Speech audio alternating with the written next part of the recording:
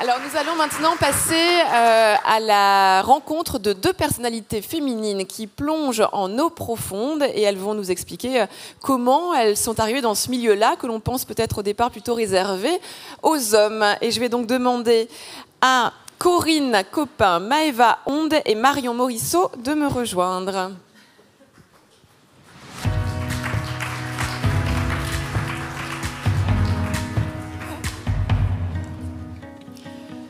Alors, bonjour à toutes les trois. Corinne Copin, c'est vous qui allez animer cet échange. Vous êtes médiatrice scientifique, océanographe de formation et vous faites partie des équipes Sciences et Avenir et la Recherche. Marion Morisseau, vous avez vu ce matin, vous êtes scaphandrière, hein, vous effectuez des travaux sous-marins. Et puis Maëva Onde, vous êtes hydrographe et chargée de projet. Je te laisse la parole, Corinne. Merci Hélène et bonjour à tous. Alors nous accueillons effectivement sur ce podium deux femmes qui font des carrières assez exceptionnelles dans un monde peut-être encore un peu trop masculin. Donc nous avons découvert l'univers de Marion ce matin. Elle va nous en dire encore un peu plus cet après-midi. Mais elles ne viennent pas nous parler forcément de ce problème de parité, on va dire, dans le monde sous-marin, mais plutôt de leur parcours, de leur travail et de leur passion. Donc Marion, bonjour. Maëva, bonjour. Nous allons commencer par Maëva. Vous êtes hydrographe. Alors, pouvez-vous nous dire en quelques mots en quoi consiste le travail d'une hydrographe ? Bonjour à tous. Donc, comme vient de dire Corinne, je suis hydrographe depuis presque 20 ans maintenant. Donc, mon métier consiste principalement à cartographier les fonds marins pour déterminer la nature des fonds, mesurer aussi l'élévation des reliefs, pour faire ce qu'on appelle la bathymétrie. Et l'application directe, comme ça je fais référence à la conférence qui était juste avant, c'est par exemple de définir quelle serait la meilleure route pour poser un câble télécom, par exemple. Ou bien l'autre application un peu moins connue serait la recherche d'épaves. Et c'est ce dans quoi je me suis spécialisée depuis toutes ces années, en travaillant avec la société Deep Ocean Search, avec toute l'équipe ici, là, par exemple. Et donc, on est parti un peu partout dans le monde à la recherche d'épaves soit historiques, comme l'épave de l'Endurance que nous avons retrouvée en 2022 en Antarctique. C'était une goélette qui avait été broyée par les glaces en 1915 et que nous avons retrouvée donc sous la banquise par 3000 mètres de profondeur.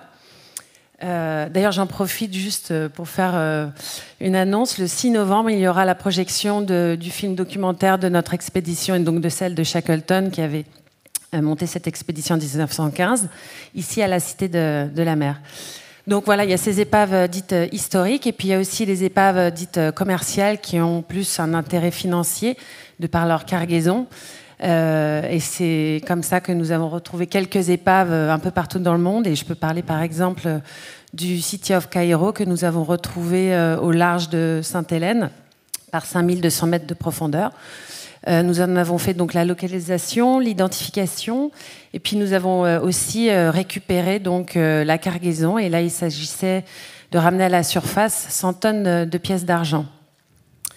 Donc lorsque je suis embarquée comme ça avec toute cette équipe d'hydrographes sur un bateau de recherche, mon rôle en tant qu'hydrographe est donc de mobiliser tous les équipements qui vont servir à faire la détection, d'interfacer donc ces capteurs acoustiques, des sonars, des sondeurs multifaisceaux, et de faire l'acquisition donc des données de ces capteurs et le traitement des données pour analyser ce que l'on trouve au fond.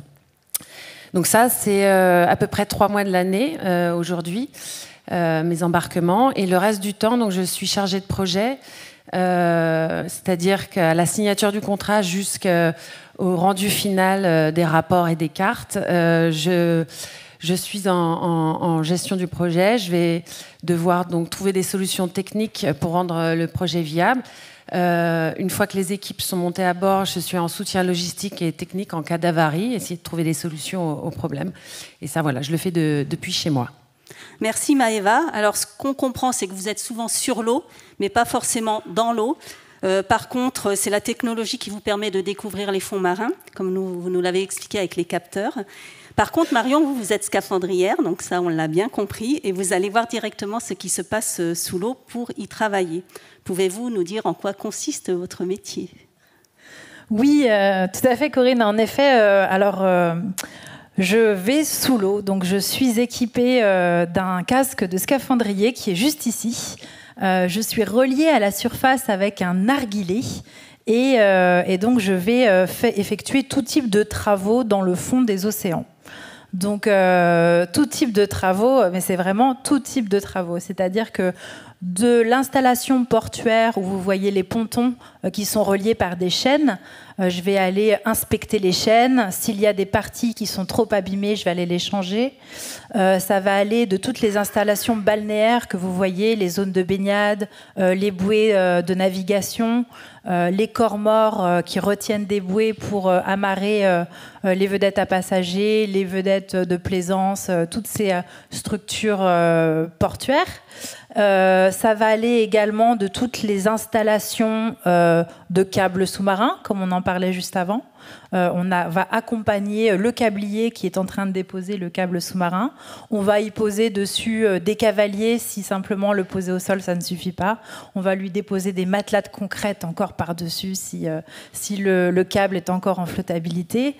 Ça va aller sur l'extension de villes sur la mer, comme par exemple Maretera à Monaco, où on a gagné 6 hectares sur l'océan dans le respect de l'environnement. Ça, si vous avez des questions après, je peux vous l'expliquer bien volontiers. Ça va aller aussi de l'installation de structures offshore, comme le parc éolien de Saint-Nazaire, le parc éolien de Fécamp, le parc éolien sur lequel je suis en ce moment de Noirmoutier, l'île-Dieu, où il nous reste à peine une dizaine de pieux à poser. Voilà, c'est tout ce type de structure, donc sur tous nos littoraux, mais également aussi à l'international. Et il arrive aussi qu'on intervienne sur du shipping, donc le nettoyage des coques des bateaux, des crépines. Ça va aller aussi sur des urgences à la navigation. Un bateau de pêche qui du coup a un bout de coincé dans l'hélice, on va y aller en urgence. Ou alors un bateau qui s'est embourbé dans un quai et du coup il y a une brèche, on va aller la réparer d'urgence. Et donc pas les fuites d'air dans les toilettes sèches sous-marines. Non. Et voilà. Et les relevages d'épaves aussi, hein, si toutefois un bateau est en train de couler, s'il y a des fluides, etc., on va intervenir en urgence pour relever l'épave. Merci Marion. Maintenant, vous allez pouvoir me dire chacune comment vous en êtes arrivée là. Donc on va commencer par Maëva. Par passion, bien sûr, parce que c'est vrai que je n'étais pas vraiment prédestinée à ce métier-là. J'ai grandi en région parisienne, donc loin de la mer, loin de l'océan. Mes parents n'étaient pas du milieu, mais voilà, j'avais cette passion qui était là, donc c'était pour moi comme une évidence. Il fallait que je travaille en mer. Donc rien n'était vraiment concret, mais mes parents étaient là pour me soutenir et m'aider à trouver quelle serait la meilleure solution adaptée à mes besoins et à ce que je voulais vraiment faire, c'est-à-dire travailler rapidement sur le terrain. Et c'est comme ça que j'ai pu trouver l'école qui correspondait parfaitement à mes attentes, donc l'école Intecmer, et qui est une école extraordinaire. Et je ne dis pas ça parce que j'ai mon ancienne professeure d'océanographie physique ici, mais voilà, cette école est fabuleuse parce qu'elle forme en 3 ans des cadres techniques océanographes. On apprend on étudie donc la courantologie, la circulation océanique, la formation de la houle, les marées, etc., la biologie marine aussi. Donc tout ça est vraiment passionnant. Et à la fin de ce cursus de 3 années, passé entre Cherbourg et puis maintenant la Belgique, je crois, on a 4 mois de stage en entreprise. Et c'est comme ça que j'ai eu la chance de tout de suite trouver l'entreprise qui m'a permis de réaliser mes rêves, c'est-à-dire de faire de la recherche d'épaves. Oui, alors on a eu une présentation d'Intecmer ce matin. Alors, au cours de ce parcours, avez-vous rencontré des personnes qui vous ont inspiré ou qui vous ont soutenu, indépendamment de vos parents? Oui. Soutenu avant Intecmer, je dirais pas forcément, parce que voilà, j'étais. Quand on parle d'océanographie, d'exploration sous-marine, on imagine tout de suite des grandes études, et j'étais pas forcément faite pour les grandes études. Donc j'avais plutôt des personnes qui me disaient que c'était impossible. Et puis arrivé à Intecmer, donc j'ai découvert vraiment le métier, ce qui pouvait être aussi. Et puis surtout, j'ai entendu parler de la COMEX. donc la grande épopée de la COMEX, qui a été créée par Henri Germain Delauze, donc qui était le pionnier à l'époque de la plongée professionnelle profonde et donc de l'exploration sous-marine. Et donc j'ai été tout de suite captivée par ce milieu-là et donc j'ai voulu travailler à la COMEX, mais à l'époque, donc c'était il y a un peu plus de 20 ans, la cohabitation sur des petits navires océanographiques hommes-femmes n'était pas forcément évidente. Donc on m'avait conseillé de chercher un peu ailleurs. Et donc il y avait cette société annexe de la COMEX qui s'appelait à l'époque COMEX Deep Sea Salvage et qui est devenue maintenant Deep Ocean Search, qui a bien voulu de moi et qui m'a laissé embarquer comme ça sur ce navire de recherche. Merci Maëva. Marion, même question. Comment en êtes-vous arrivée là? Est-ce que c'était une évidence d'aller partir travailler sous l'eau? À combien de mètres d'ailleurs vous travaillez? Jusqu'à combien de mètres vous travaillez? Je travaille jusqu'à 50 mètres de profondeur. Et c'était pas une évidence, même si, étant une fille de marin-pêcheur pratiquante dans le sens où, toute petite, j'allais déjà relever les casiers, relever les lignes de pêche et je passais tout mon temps à bord des bateaux de mes oncles. J'avais vraiment l'eau de mer qui coulait dans mes veines, mais c'était pas évident parce qu'à 16 ans, j'ai voulu récupérer un chalut de pêche et on m'a gentiment et bienveillamment conseillé de faire autre chose, un métier plus féminin. Un métier où j'aurais plus de confort. Et bien évidemment, c'était un conseil bienveillant. Donc je l'ai écouté et je me suis lancée dans des études de communication. Donc ma mère m'avait fait un profil très étudié, très élaboré pour savoir dans quel domaine de compétences j'étais la meilleure. Et il s'avérait que c'était la communication. Donc j'ai fait mes études en com. Et dès que j'ai eu mon premier contrat à Paris, j'étais à Paris-Gare de Lyon. Je voyais les trains partir et revenir depuis mon bureau. Et je me disais, waouh, c'est la dépression en fait. Je ne suis absolument pas faite pour ça. J'ai un super job, j'ai un super appartement à Paris, j'ai un super mec, mais je crois, je sens que le vent va tourner. Et en effet, par hasard, j'ai rencontré une équipe de plongeurs scaphandriers qui était en train de réparer une porte d'écluse dans le port des Sables. Et je suis allée les voir et je leur ai dit « Mais qu'est-ce que vous faites ?» Et ils m'ont expliqué leur métier avec leur passion, avec leur trip. Et j'ai découvert ce casque et je me suis dit « Waouh !» En fait, grâce à lui, je peux passer 3 heures par jour sous l'eau et aller faire de la construction, aller mettre ma pierre à l'édifice. Mais c'est ça que je veux faire. Et je me suis dit « Mais je veux être scaphandrier, je voudrais intégrer votre équipe. Comment on fait ?» Et là... Eh ben, ils ont rigolé, ils se sont moqués de moi et ils m'ont dit « T'as pas du tout le profil ni l'étoffe d'une scaphandrière. Chez nous, on a des gros muscles, on est des gros virils et on fait un métier super difficile, c'est pas pour toi. » Bon, autant vous dire que j'ai été un petit peu piquée parce que ça faisait 2 fois qu'on me disait que je pouvais pas faire ce que je voulais. Donc, je me suis dit « Ils ont raison quand même. Donc, il faut que je m'aguerrisse. » Et mon père m'a dit à ce moment-là, dans les plongeurs de la Marine nationale, il y a un corps d'élite qui s'appelle les plongeurs des mineurs. Si tu arrives à intégrer les plongeurs des mineurs, tu pourras leur clouer le bec. Et donc, c'est ce que j'ai fait. Je me suis entraînée comme une dingue. J'ai intégré l'école de maintenance navale subaquatique de Conflans-Sainte-Honorine sous le commandement de Michel Ravoisier. Et donc, j'ai réussi à intégrer la Marine nationale. Donc, j'ai suivi une carrière. Donc, ça a été quand même un exploit. Hein. Je ne vous explique pas comment j'ai sauté de joie quand j'ai appris que j'étais sélectionnée. Je n'ai pas pu aller au bout de tous mes projets, mais j'ai fait une belle carrière au sein de la marine, à bord du Fort Bain.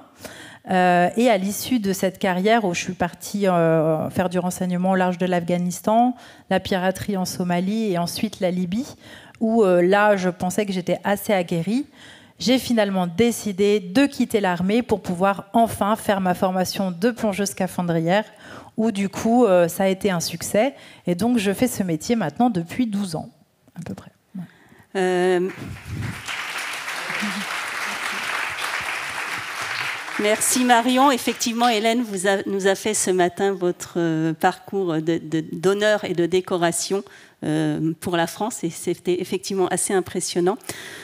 Pouvez-vous nous dire, indépendamment des gens qui vous ont rayonné au début de votre envie, en fait, est-ce qu'il y a quand même, tout au long de ce parcours Marine nationale et puis école, des gens qui vous ont soutenu, qui ont été là pour vous et qui vous ont permis de ne pas lâcher? Oui, bien sûr. Déjà, la première personne, ça a été le commandant Michel Ravoisier. J'étais la première fille à intégrer son école. C'était pas évident pour lui, mais il avait eu confiance en moi. En fait, il m'a donné cette opportunité de pouvoir faire mes preuves. Donc en ça, déjà, c'était énorme. Et ensuite, donc il m'a donné toutes les armes. Quand je suis arrivée dans son école, je ne savais même pas découper avec une scie. Donc, c'est vous dire si on partait de loin.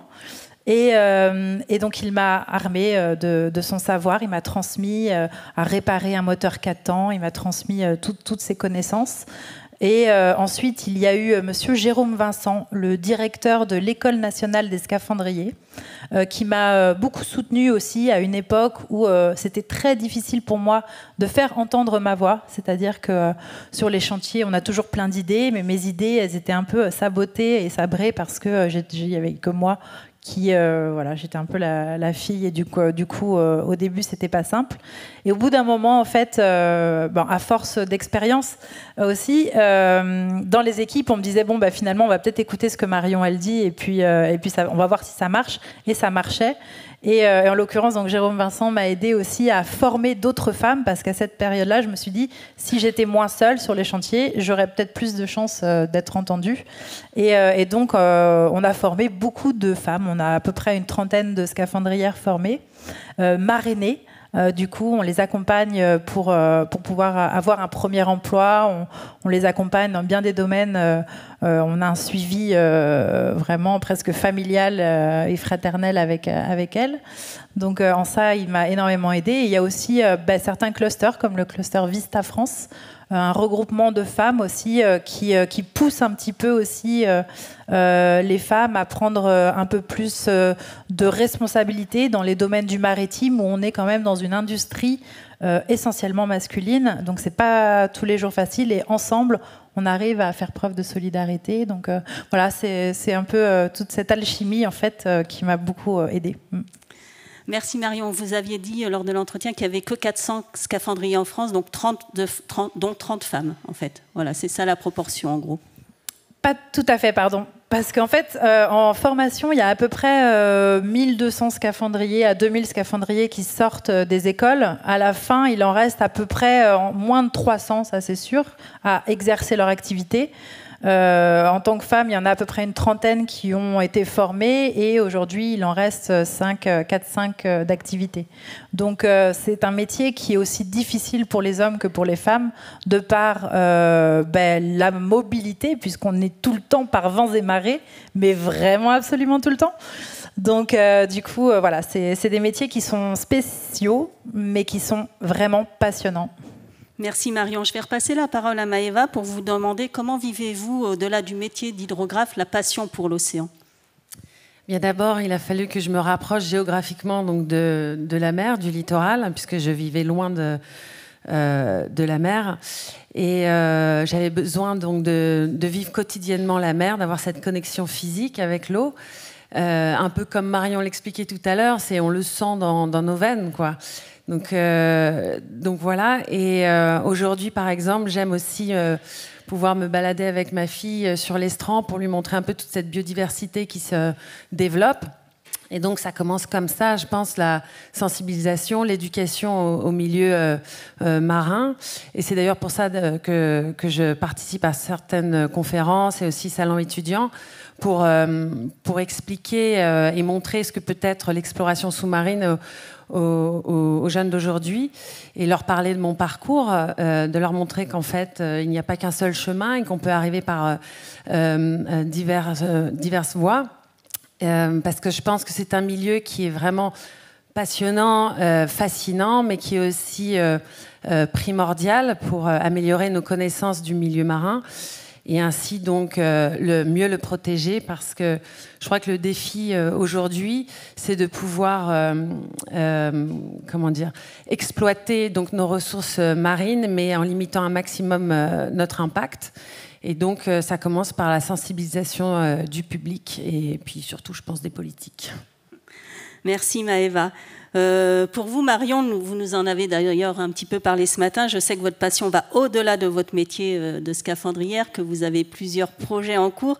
Est-ce que vous pouvez parler de Mon Miracle et de dire finalement qu'est-ce qui vous a amené à avoir ces différents projets ? Oui, bien sûr. C'était très drôle le petit dessin là. Pourquoi pas hôtesse de l'air, viser plus haut, j'ai bien aimé.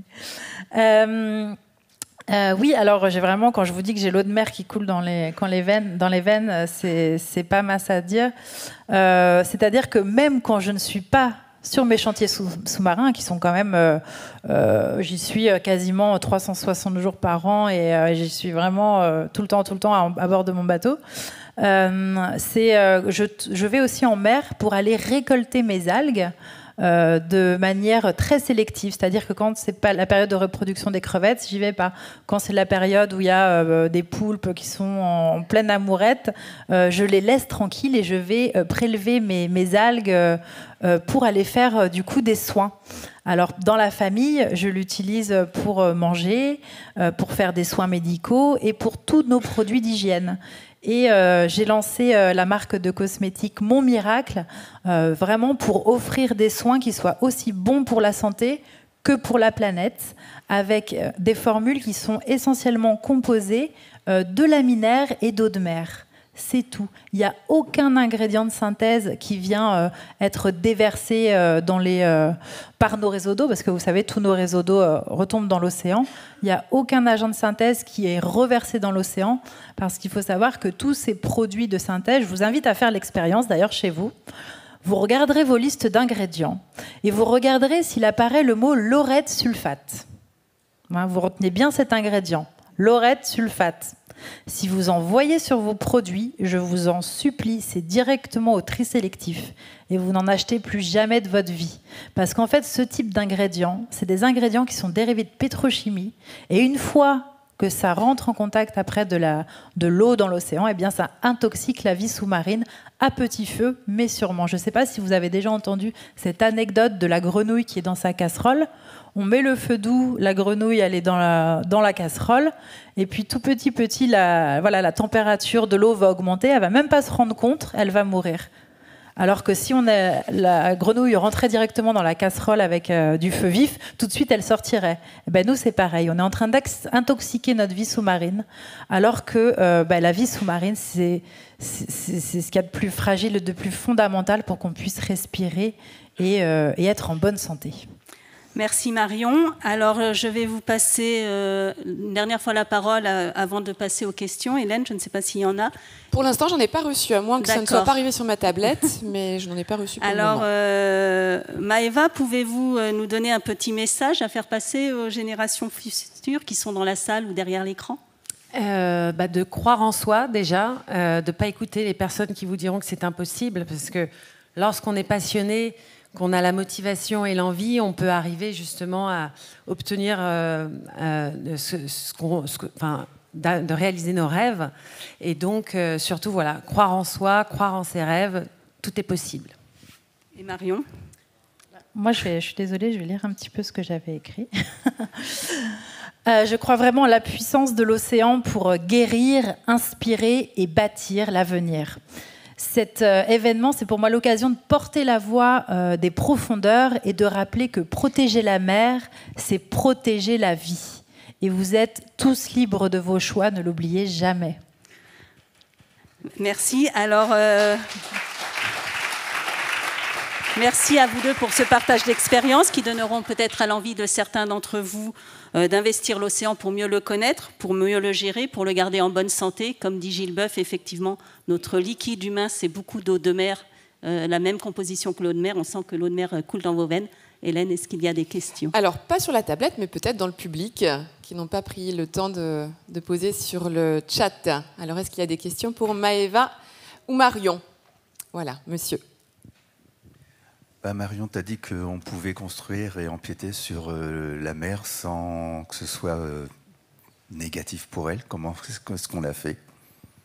Oui, alors typiquement, quand c'est des zones où il y a de la vie, il y en a partout, forcément, mais lorsque, par exemple, pour Mare Terra, on a retiré tout ce qui était vivant, donc les posidonies, les nacres, tout ce qui était vivant, On les a mis dans des coques en fibre de noix de coco qu'on a déplacées dans une réserve naturelle. Ensuite, on a tiré des grands barrages anti-pollution, donc c'est des bâches avec des chaînes au fond et des flotteurs en surface, sur 38 mètres de profondeur. On a tiré donc ces grands barrages et on a ensuite commencé à travailler. Donc, c'est-à-dire qu'on nous versait des bennes de gravats, donc on tirait les radiers comme ça avec nos petites mains. On allait étaler, mettre à niveau avec des règles. Ensuite, on laissait la poussière, toutes ces particules se reposer. On avait une suceuse, donc ça s'appelle une suceuse, mais c'est un genre d'aspirateur sous-marin où on vient aspirer toutes les poussières une fois que ça s'est déposé.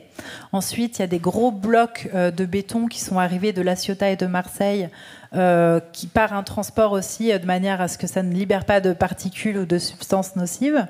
On les a posés sur cette ceinture et pour fermer la ceinture, on a dû couler du béton. Alors vous allez me dire, mais comment couler du béton sans intoxiquer la vie sous-marine, étant donné que c'est hyper chimique?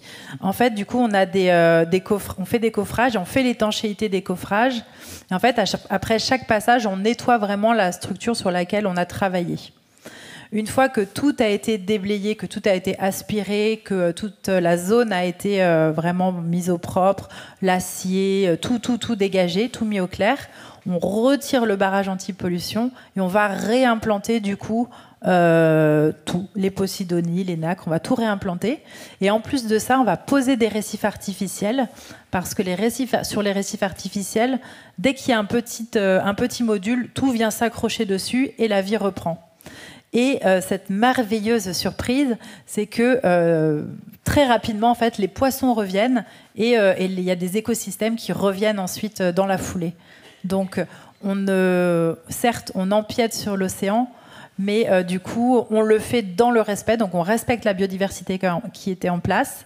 On la réintroduit et en plus de ça, on fait en sorte que la biodiversité ait de nouveaux refuges pour recréer des écosystèmes. Merci pour ces explications. Une question pour vous, Maëva. Qui vous missionne pour la recherche d'épaves? Eh bien, ça dépend.